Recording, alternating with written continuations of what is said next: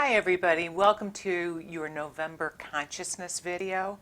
I hope you're all doing well during the Mercury retrograde, which I'm filming this on the 15th, and Mercury will straighten out on the 20th.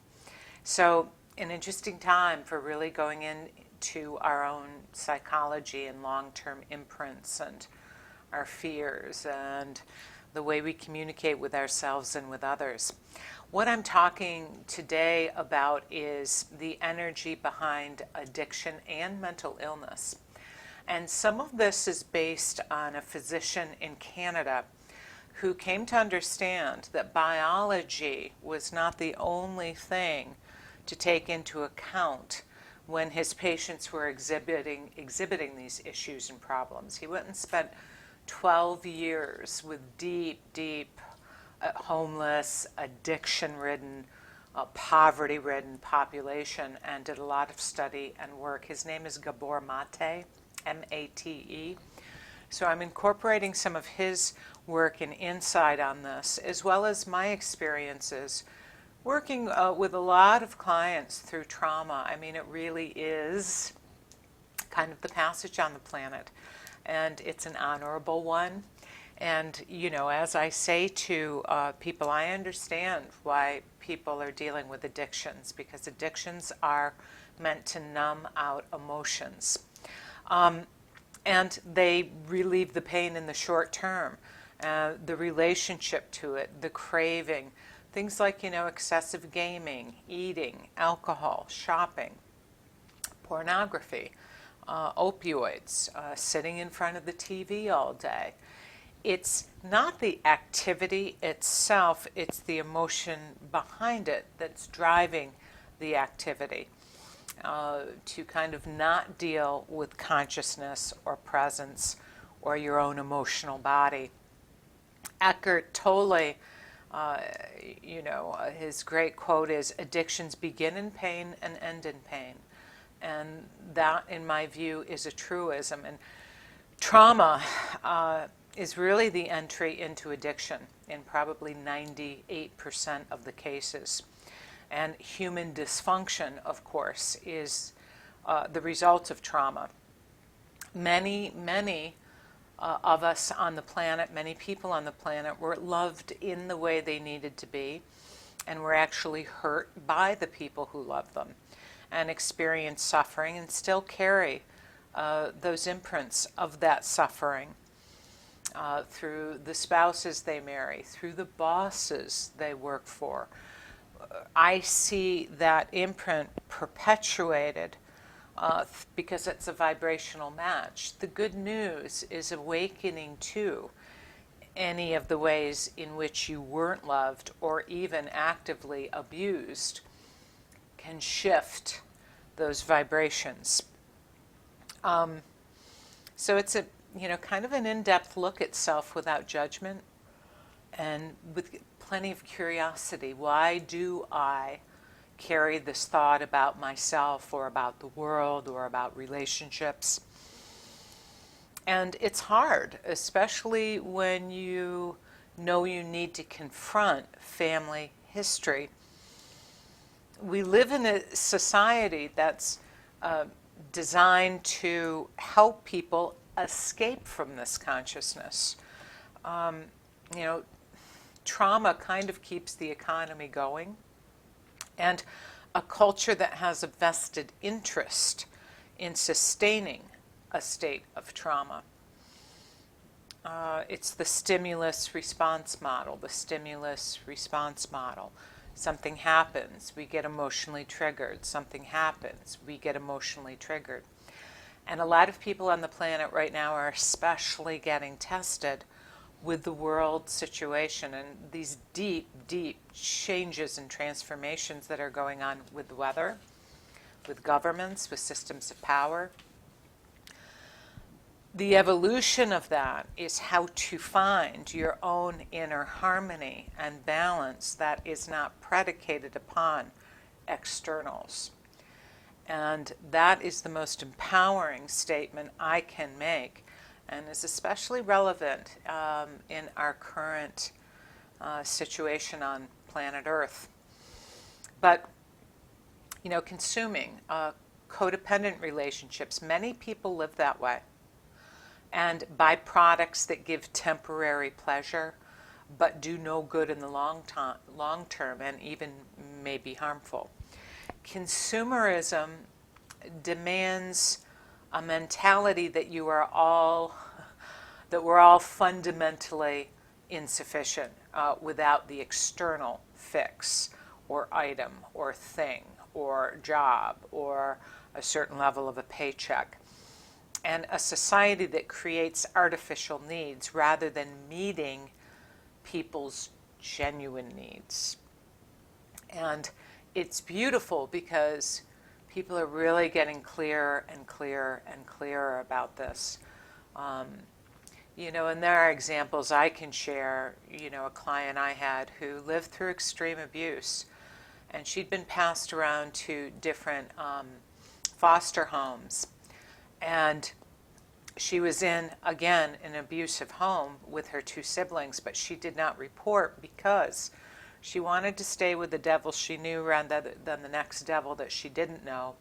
And she would stimulate the abuse to be directed her way. Well, she has gone on now to create and work. No, she's working for an organization that is about giving tools and skills to women that come out of abusive, dysfunctional households. So, she did the work and was strengthened by and maintains her own sense of harmony and her own purpose in her life. But that was a hard won journey and process for her.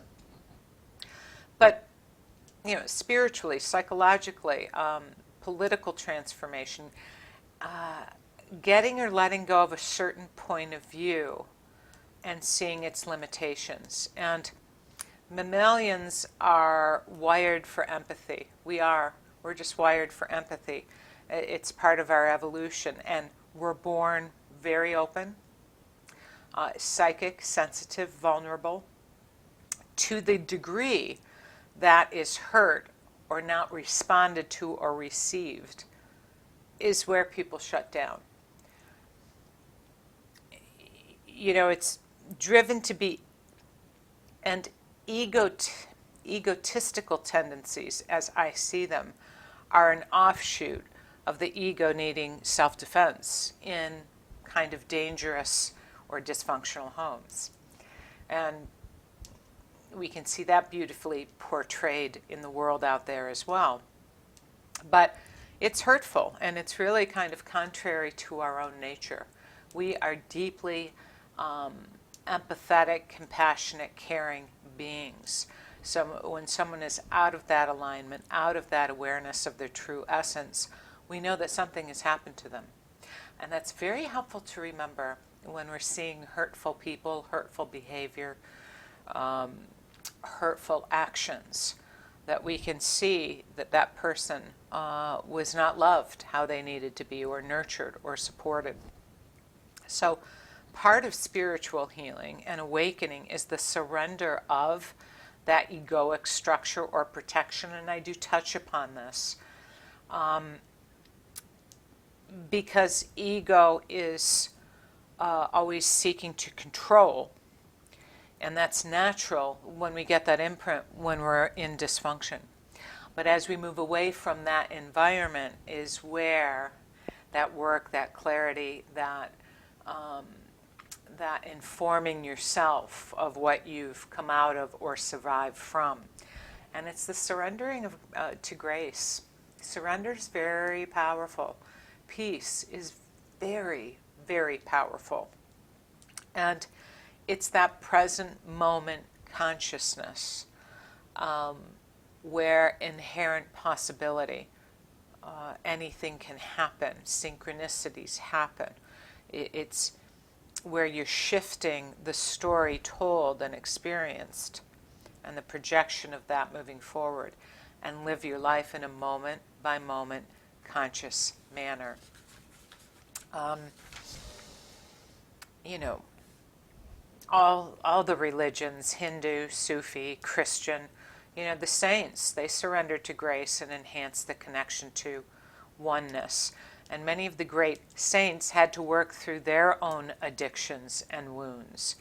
And St. Ignatius of Loyola, had a great deal of trauma, and then he had an awakening. So we see this in the mythology and in the scriptures and in a lot of the records of the ancient process and societies, that it always involved an awakening from the condition of trauma. And these frequencies are available to everyone. It's neurological noise that's often in our way. And the worst cases of addiction that I've seen, and also mental illness, is abuse in childhood. So there's great sensitivity and also often artistic ability, because they're so sensitive. The sensitive people on the planet, too, they're so sensitive. You'll find addictive people, and I know numbers of mentally ill, suffering from some mentally ill issue as well as addiction issue, who are extremely creative people. Have you ever noticed that? The offshoot of that. So that's also your in of awareness, that sensitivity that couldn't handle the harshness or the dysfunction or the abuse started to shut down.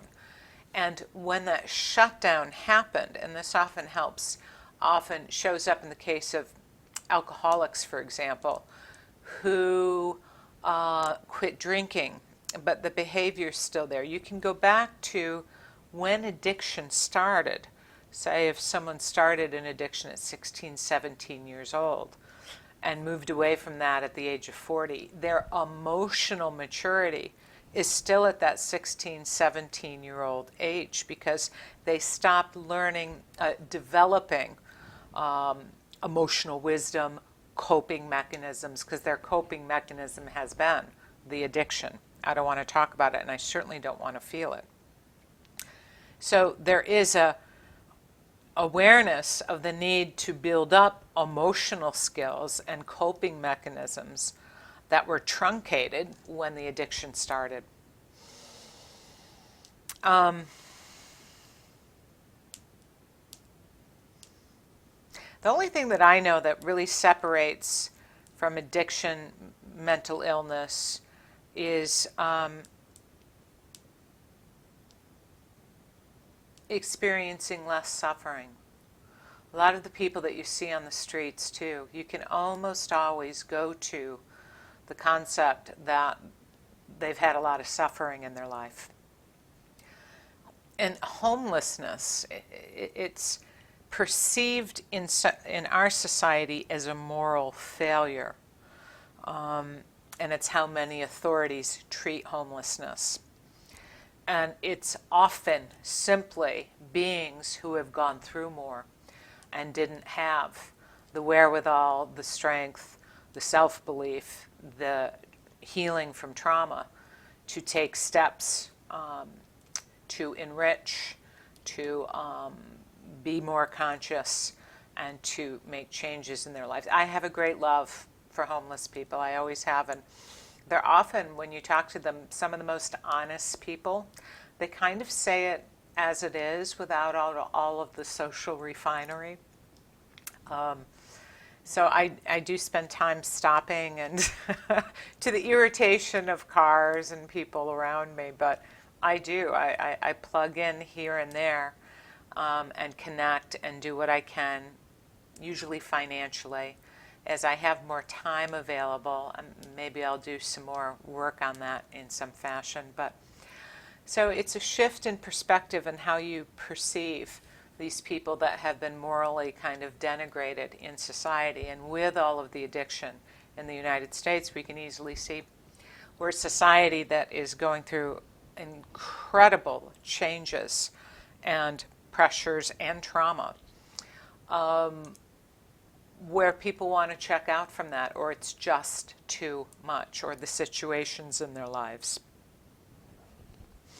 Because addiction is really kind of an attempt to regulate the internal to external behavior, right? I can't be this sensitive or this intuitive, etc., and cope with this out there. So it's a lovely time for those of you who are in that more balanced, peaceful state to reach out to others in whatever way makes sense for you, because we're in a very challenging period on the planet, and it's going to get more intense, in my view, we're heading into a lot of intensity during the winter months and into I'd say the years ahead. But the answer or the response to that is to not continue to be emotionally triggered by it, but it's actually the mechanism for finding your own inner peace and groundedness and harmony and wisdom. That's what we talk about with the dark informing the light. And the people who come out of heavily dysfunctional situations, some make it, and then others devolve into mental illness, into addiction, into schizophrenia, all kinds of things to cope. It's a coping method. Dissociative disorders. I can't be here, it's too much.